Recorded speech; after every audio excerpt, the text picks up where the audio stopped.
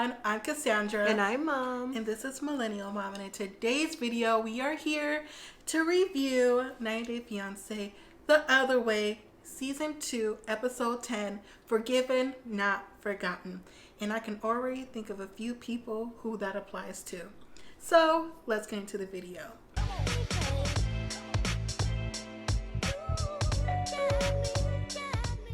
So our first couple that we're going to start off with is Ariela and Binyam. So we see them, plus their mom, go meet up with Binyam's family at this cafe. The only thing that caught my attention was Binyam's sisters in their facial expressions. Why?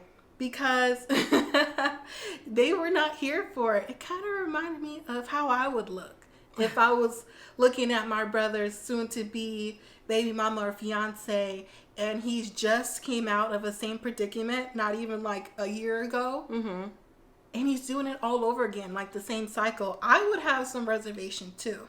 Well, the reservations aren't necessarily just with Ariela. It's with Binyam too. You can't look at the girl or the lady as the problem. I mean, the brother is the problem. He's the one finding these women. I would look like that at both of them. I know you would. But while they're there, I mean, the mom is really asking most of the questions, you know, like, what's it like here? Are you going to treat her right? Because I'm leaving my baby here. Are you going to take care of her? They're like, yeah, we're going to take care of her. But Ariela, regardless of what her mom says, I believe she's going to stay no matter what. Of course she's going to stay. But what I found to be actually the highlight of this episode was when they were sharing the food with the mom, like feeding the mom. It just showed, even though they did have like a, you know, I don't really trust you vibe, but I guess the mom gave off the vibe too, like, you know, I really don't know either. So they found some, you know, some similarity within each other. Yeah. But it seemed like they kind of bonded with the food. Like they had like mutual respect when the session was over. Well, that's what it was called. I think it's called gaja, something like that, where the tradition is in their culture is to feed each other as a sign of respect, like we're on the same playing field, the same level. So I'm gonna feed you, you feed me. So it was a common ground with that, and I think her mom appreciated that fact. And at the end of the day, I don't even think Ariela would take the baby away from Binyam. She doesn't seem like that kind of person to me. I didn't get that. I think in the right situation, Ariela would pack up and move back home, whether it be from her or from the pressure from her family. Well, later on, we get to see Binyam at his environment at the dance club, because one of the things that they're still worried about is Binyam's job and how can he provide for Ariela, because, you know, they're still considered to be hobbies. So when we saw him on the dance floor with his ex-girlfriend, and when her mom found out that was an ex-girlfriend, I would have been so mad at my mom if she said all those things to me. Why? Like, oh, she's cute. You really trust him being all night with her. You know, they look like a good match. I was like, Mom. Why be mad at the mom? Because why are you saying those things? Well, making me think more. Well, here's the thing. If her mom is like me, I'm going to tell you what it's about the first time. Oh, she's cute. Oh, they look good together. You sure you're not jealous? No. Yeah, but at the same time, I'm going to have your back. Her mom is trying to show Ari that while you're at home at night with the baby, Binyam's out here dancing with his hobbies, with his ex-girlfriend who they still look like they have connection with, and you might want to rethink this. These are putting thoughts in Ari's head like, you know, you may want to rethink it, and it's never too late to come home. I mean, he was playing her legs like piano keys and her booty like a bongo. So I would have been jealous too. So when we finally see him come back to the table, Ariela's mom's like, oh, so is this something that you wear all the time for the ladies, you know, at the nightclub? He's like, yeah, this is a normal dress, you know. And then he went into the little white lies he used to tell his ex-girlfriend about the white t-shirt and a lipstick stain. Now, inside scoop, living in Vegas, having worked on the strip in the industry, stuff like that really happens all the time. People can be really flirty. So it takes a strong individual to not get jealous if their partner is on a strip. Even though Binyam's like, oh, you know, I'm 29 years old. I'm grown for that. But still, He's dancing, you're getting close, they're wearing makeup. You probably will have makeup on your shirt, whatever. But it's up to you, like you said, to have trust in that. But if he has to tell little white lies about why, that's the issue. Because the little white lies beyond the makeup on your shirt. Like, was there more to that makeup on your shirt? Were you doing extra behind the stage? Probably. So now we're back to Jihoon and Devin. So we're still seeing Jihoon run off, saying cuss words. The camera's following him like it's the Maury show. It's just a whole bunch of dramatics happening right here. Right. But I still have to say, okay, Jihoon, you stepped away to cool down. I get that. Now Devin's in there like, oh my gosh, where did he go? I just need a minute myself. So she gets up, goes downstairs, and I don't know if he recognizes she's down there or only when the cameras are there. But when she goes downstairs, upstairs is where the tea is being dropped. Because the mom is like, I don't understand why she's getting upset and why she thinks he's a liar and all this stuff. And the dad is like, well, because she lost trust. And the mom's going off on the dad. Right. And the dad is like, you just need to leave it be. So then Jihoon comes upstairs. Jihoon and his mom are talking. The mom is still going off. But now they decide to go to the ATM. And at the ATM, they were like, okay, you know what? Devin acts like she doesn't love my son and like she's trying to take over and she needs to get over it. Wait, before you even get to that part, she was saying how Devin needs to get over it. She doesn't appreciate calling him a scammer. And, all this is childish. And you know what? It is childish. Because Jihoon's making it childish. He should have never gave you his money in the first place. He did scam her into coming back to Korea because he didn't have all the stuff together like he said. Plus, he still has that part-time job. Didn't want to get a full-time job because he needs to go to sleep. He said he didn't even take having the baby serious until the baby was born, so he was just spending the money on himself.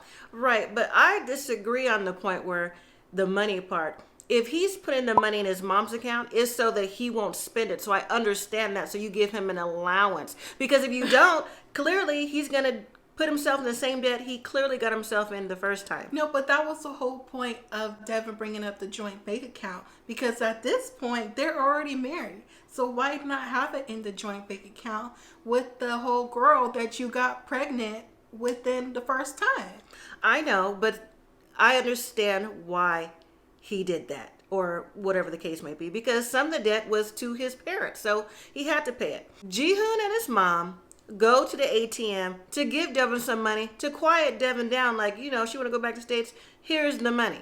So they go to the ATM. When they deposit that money, they take out, they're counted. It's 100,000 Korean won.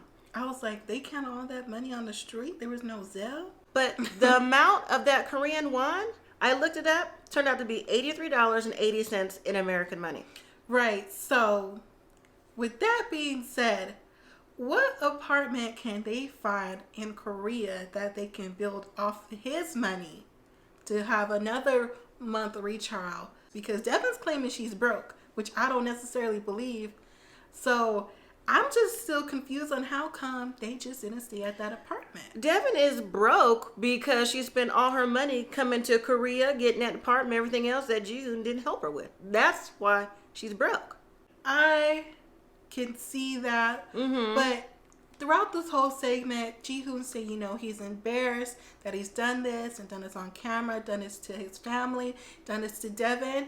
And maybe this time around, because he's asking for the last chance, Mom, that he actually takes this serious. Because, it's not even in Korean culture. Sometimes when dudes have babies, they never seem to take it serious until the baby is born and they have more responsibilities.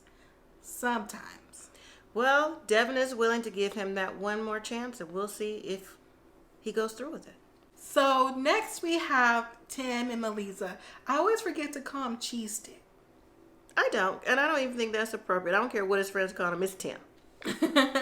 So it's the next morning, and they're still talking about the cheating, his past, her not getting over it, and the upcoming dinner with her family.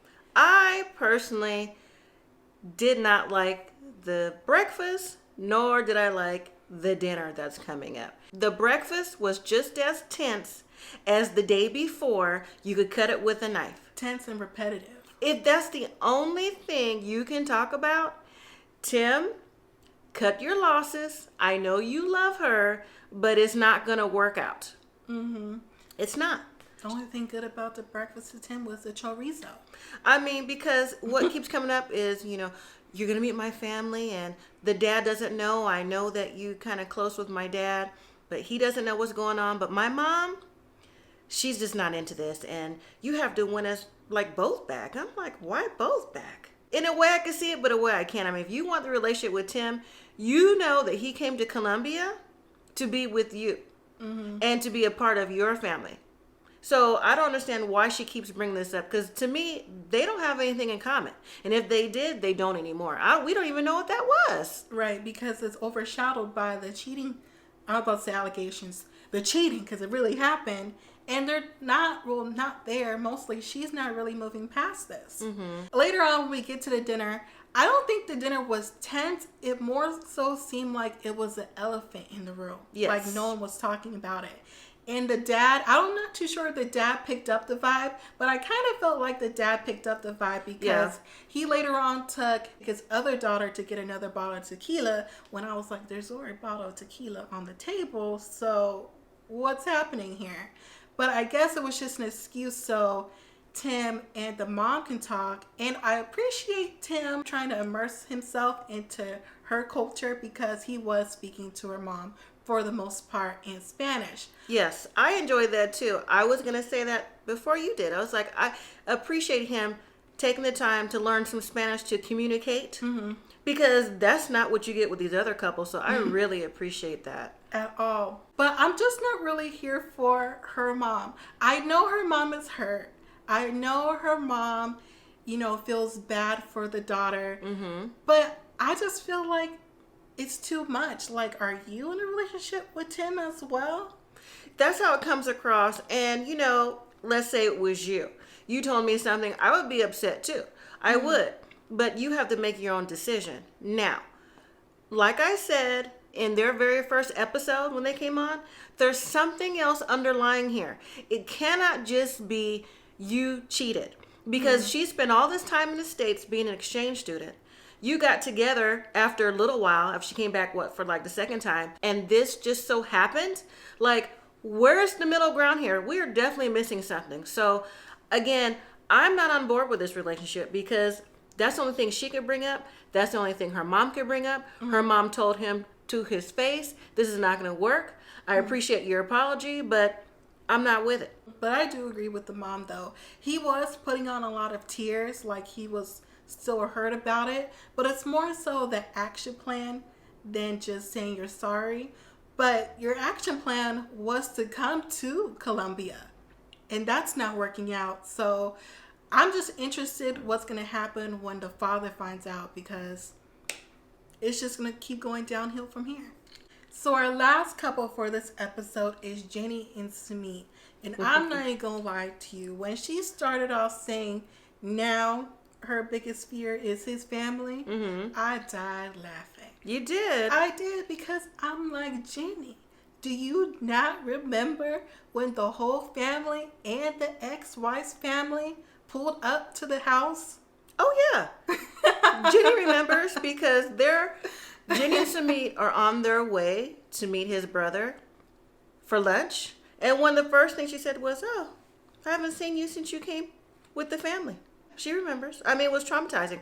That was one of her first things that she remembers from that whole time she came on her second trip. Didn't you? Like, seriously, how can you forget it? I don't think she remembers it because she just seems very bold this time around. Like, his family needs to accept me because I'm not going anywhere. Jenny is now the bold and the beautiful. Oh, I also think while they're having a conversation with his brother, because his brother is very adamant about Sumit and Jenny talking to the parents because, the parents are still not cool with it. Right. And Sumit's like, I tried. They're just not listening to me.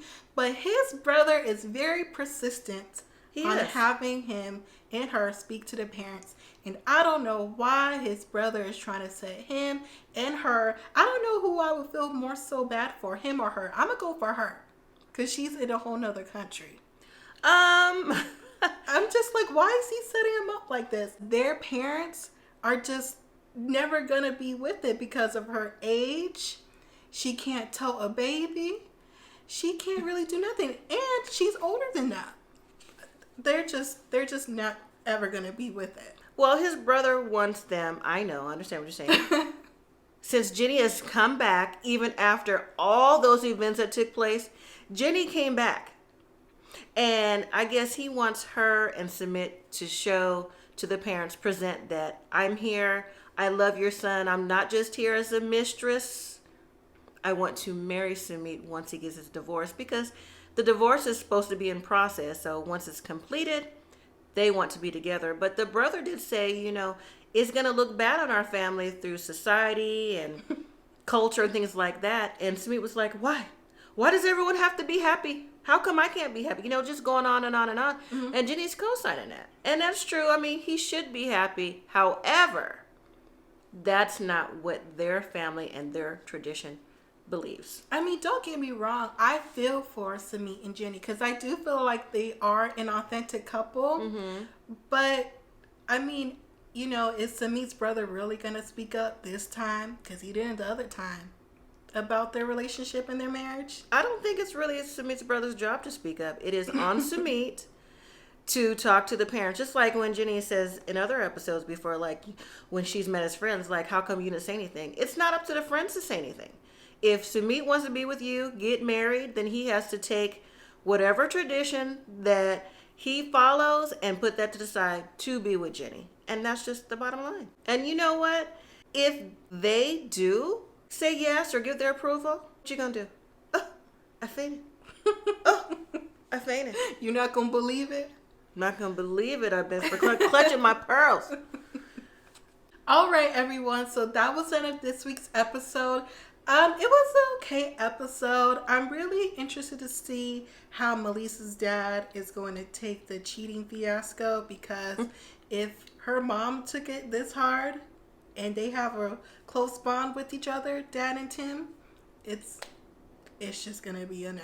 What are you waiting for, Mom? I'm waiting for, I don't know, I guess the season to wrap up, because Tim and Melissa, Tim, just go ahead and come on home. Brittany, go ahead and come on home. Jenny, go ahead and come on home. Who else? Who else is Ari? there? Ari, go ahead and come on home. The only people we need to find out what really happened to is Armando and Kenny. So next week, I'm looking forward to Armando and Kenny. Well, let us know what you guys are waiting for next week, and what you thought about this week's episode in the comments down below. So thank you all so much for watching. Please make sure you give this video a thumbs up, and you also share this video to other people who watch 90 Day Fiancé, the other way, and all the other ones that they have. Plus, you subscribe to our channel to become one of our wonderful subscribers and be part of our next giveaway that we're doing sometime this month. Thank you all for watching, and as always, live simply, be grateful.